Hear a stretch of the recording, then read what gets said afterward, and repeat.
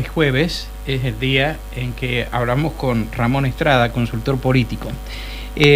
Ramón, buen día, ¿cómo estás? Muy buen día para vos, Mario, y todo el equipo de Radio Universidad. Bueno, y hay bastante para decir, ¿no?, de la actividad política nacional. Hay bastante y por distintas aristas uno puede comenzar a analizar o a tratar de analizar lo que acontece y sobre todo de cómo quedó marcada la agenda del viernes pasado, después del discurso que tuvo una sensibilidad propia de esta época, podría decirse, ¿no? Sí, sí.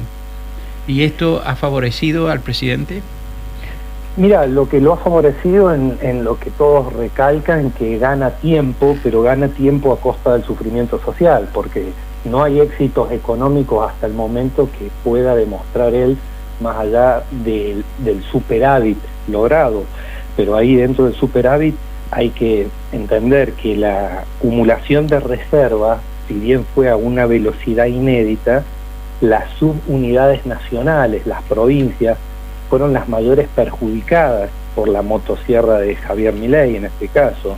Y ahí es donde uno puede hacer una diferenciación de que la clase baja y la clase media son responsables del 31% de los gastos, mientras que la clase alta y las empresas son responsables del 69% de los gastos. Entonces hay que ver quiénes se perjudican y quiénes son los que ganan. Y el sufrimiento social es algo que se ve día a día y que está marcado por el termómetro. Ahí podés tomar también una arista pequeña que toca sensiblemente a las universidades.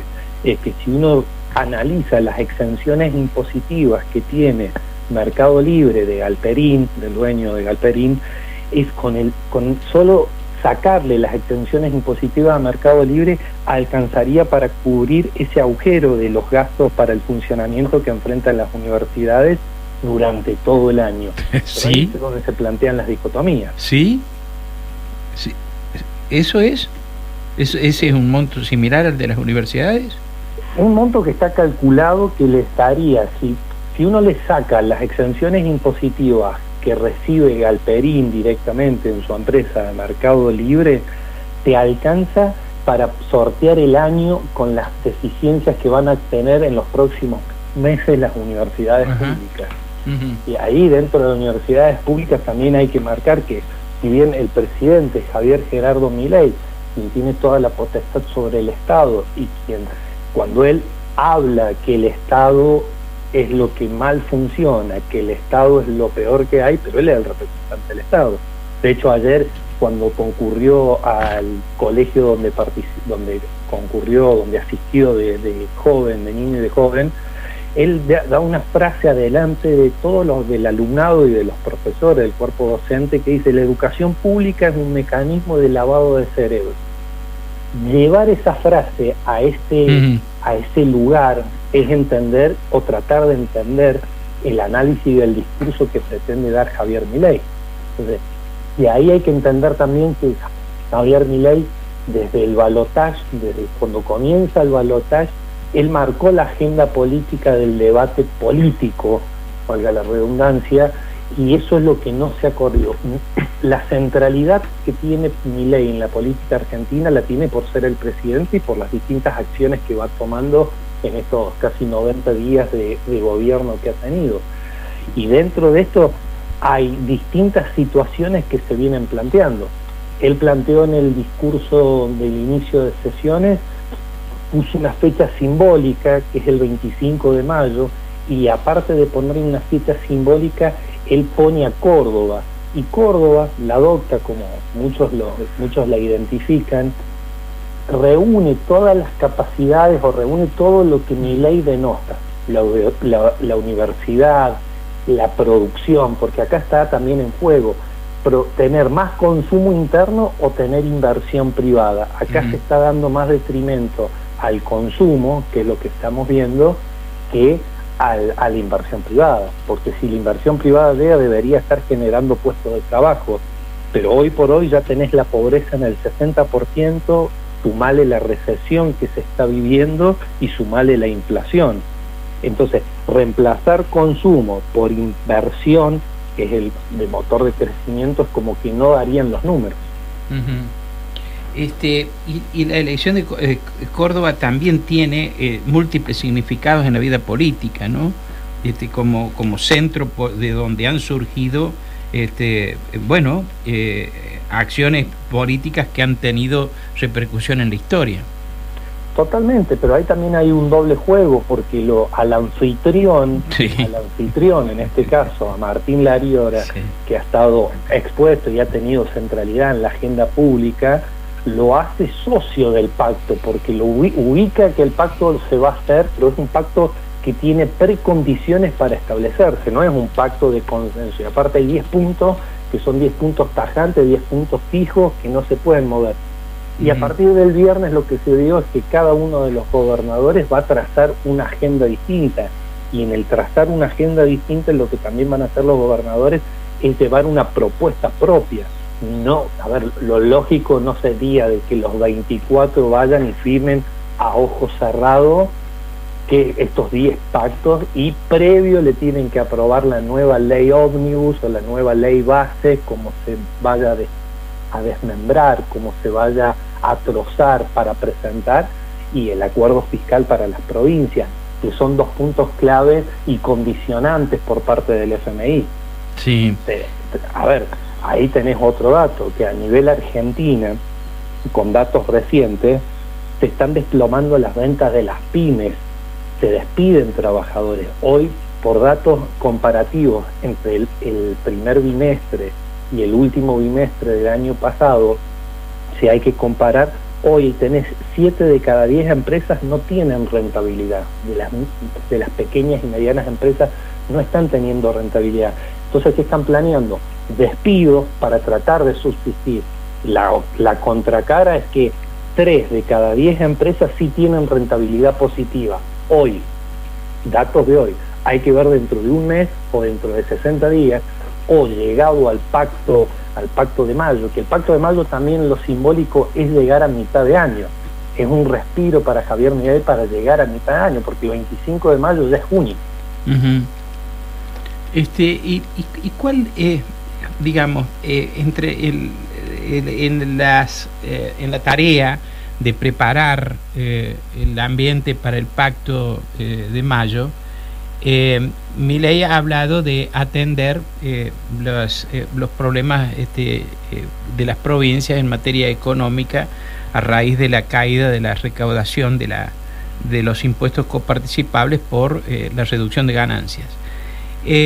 Y ahora estaba leyendo esta mañana que habría dificultades para que consiga los votos necesarios para restablecer el impuesto a las ganancias, que él había votado, digamos, por abolirlo.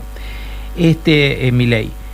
Y lo que le están pidiendo, por lo menos de sectores de legisladores del kirchnerismo o del peronismo, es que más bien grave las grandes fortunas.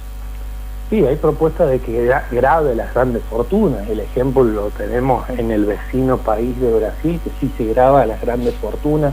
De hecho, el caso de Pujaro fue una de las iniciativas de Pujaro, es decir, que no recaiga este impuesto sobre trabajadores, sino, por ejemplo, a personas físicas o jurídicas que tengan bienes en el exterior. Entonces, ir por impuestos a grandes fortunas, especialmente identificando todos aquellos que tienen bienes en el exterior, sí se les puede ir a poner, sí se les puede poner o un impuesto por única vez o ponerle un impuesto, vaya a saber por cuánto tiempo, a estas grandes fortunas que estén identificadas con bienes o con cuentas en el exterior de la Argentina. Uh-huh. Acá esta reinstalación del impuesto tampoco es una solución adecuada, porque hay que entender que en la lógica que Javier Milei entiende en esta nueva época, porque es una nueva época de gobierno, un gobierno con las características que está y la impronta que le da Javier Milei a este gobierno,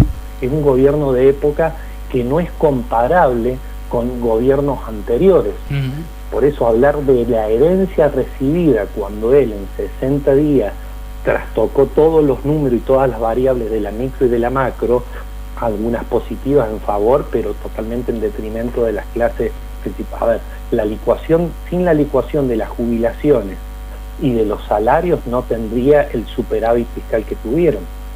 Ujú. Sí, ahí está la gran parte del ahorro, precisamente. Ahí es donde está gran parte del ahorro. Y el 25 de mayo también hay que entender lo que, en un tono respetuoso, es un besamano, es ir a juntarse para hacer un besamano previo a, a poder aceptar las leyes que ya no fueron aceptadas en el Congreso. ¿Por qué los legisladores que son identificados como el nido de rata? Porque tiene varios puertos abiertos de enfrentamiento. La conflictividad social aumenta, y ante la conflictividad social, en vez de generar consenso y dialogar, lo que se busca es directamente reprimir o ir con la violencia atrás de la protesta social. Hay un enfrentamiento explícito con los gobernadores. Que los gobernadores hayan bajado el tono después del discurso del 1 de marzo no quieren decir que están entregados a ello, porque ahí también Javier Milei cree que disculpa, sí, él cree que el Estado, todos los impuestos que recauda el Estado nacional, no tiene por qué coparticiparlos con la provincia, diciendo las provincias son autónomas y se la tienen que arreglar con la suya. Entonces, ahí es donde te lleva que van a comenzar a suceder cosas en la sociedad que no va a seguir soportando el ajuste draconiano que viene realizando este gobierno. El tema es, claro, es cómo se rediscute, dadas las pautas fijadas por la Constitución Nacional, el reparto de los recursos de la nación y las provincias, ¿no? ¿Cómo se rediscute eso cuando otros gobiernos lo han manejado de otra manera? El nuevo pacto fiscal se esperaba que para mitad de año se propusiera, pero se le adelantaron los tiempos porque la ley base se cayó. Si la ley base hubiese salido tal cual él lo hubiese, como la solicitó y como se envió al Congreso, otro hubiese sido el discurso del 1 de marzo, y no tendríamos esta fecha simbólica del 25 de mayo para hacer un pacto. El pacto del 25 de mayo sería distinto, porque si uno analiza nada más enero, los salarios han caído ya un 5%, los salarios formales, no estamos hablando de salarios informales, que son un dato que también vale la pena recordar, que dentro del discurso que emitió el presidente no habló de la informalidad, de qué se va a hacer con la informalidad. Hoy vos tenés que el 65% o 7 de cada 10 jóvenes trabajan en la informalidad. Estos jóvenes no conocen un trabajo formal. Entonces, ¿cómo vos vas a llegar a un buen puerto teniendo indicadores tan negativos? Quiere decir que el valor real del salario de enero del 2024 es comparable al valor real del 2005, sí, para que se entienda. Sí. Sí. La producción de la industria ha caído un 30%. El empleo industrial oscila en una caída de un 14-15%. La construcción está en caída, supera el 20%. Y las ventas del comercio en público, desde un kiosco ventana hasta una despensa o un supermercado, están entre el 25 y el 30% del desplome de ventas de consumo. Son datos que hay que analizarlos, que muchas veces se pasan por arriba, mejor dicho. El gobierno nacional pasa por arriba ciertos temas y se queda con otros, sesga, constantemente está sesgando por un lado ciertos datos que son reales, son constatables en la realidad, en la economía, y por otro lado se queda con los datos que a ellos les interesan a palo y verdad. Y este pacto del 25 de mayo no es más que un palo con una zanahoria, ir atrás de una zanahoria sin saber qué es lo que hay del otro lado. Efectivamente, aparte, ¿quién podría oponerse, en teoría, a firmar ese compromiso, el contenido del compromiso ese? El tema es que lo que hay atrás, ¿no? Eso que acabas de señalar. ¿Qué es lo que hay atrás? O lo que hay antes. Que cuando se dieron por dar un ejemplo, cuando se dieron el ALCA, por ejemplo el Acuerdo de Libre Comercio en América Latina, que abarcaba toda América Latina, no, a toda América, desde Canadá a Tierra del Fuego, siempre se hacían y se han hecho a puertas cerradas, sin que la sociedad sepa cuál es la letra chica, lo que va a pasar. Esto mismo ocurre con los 10 puntos del pacto. Cuando se encierren en este cónclave, se van a hablar entre ellos, la sociedad va a quedar totalmente sin saber qué hablaron y qué temas acordaron y si es que acuerdan. Y ahí es donde entran las estrategias, las múltiples estrategias, porque si bien Javier Milei elige Córdoba por distintos motivos, por su propia estrategia, porque no hay que recordar que Córdoba es la provincia que más se derechizó en los últimos procesos electorales, un bastión del PRO. Ahí donde entra el bastión del PRO, hay que ver Macri, ni bien sea presidente del PRO nuevamente, ¿qué va a suceder con esa alianza? Si hará una alianza legislativa, si hará un cogobierno, si hará una fusión de gobiernos, o vaya a saber qué es lo que terminan decidiendo, porque no nos olvidemos que atrás de todo esto está también jugando fuertemente Mauricio Macri. El expresidente Mauricio Macri está jugando y no quiere quedar afuera de lo que está sucediendo en Argentina, quiere ser parte de este proceso sin ser miembro directo del gobierno. ¿Se entiende? Sí. Ramón, se me terminó el tiempo. Muchísimas gracias. Por favor. Siempre un placer hablar contigo. Igualmente para vos y para todo el equipo de la radio. Bueno, buen día. Ramón Estrada, consultor político, estuvo esta mañana aquí en Nada Secreto en Radio Universidad, como todos los jueves, pasadita a las 8:30. En la radio también tu opinión importa. Escribinos por WhatsApp al 2664 36 1329.